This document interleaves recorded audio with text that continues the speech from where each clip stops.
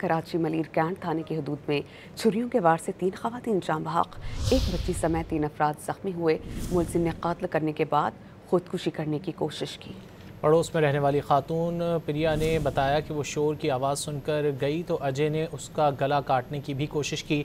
जख्मी बच्ची ने पुलिस को बयान देते हुए बताया कि मामू अजय ने पहले तीनों को छुरी के वार से कत्ल किया, उसके बाद उसे भी मारने की कोशिश की तो वो भाग गई।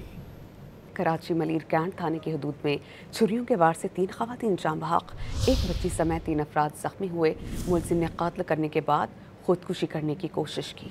पड़ोस में रहने वाली खातून प्रिया ने बताया कि वो शोर की आवाज़ सुनकर गई तो अजय ने उसका गला काटने की भी कोशिश की।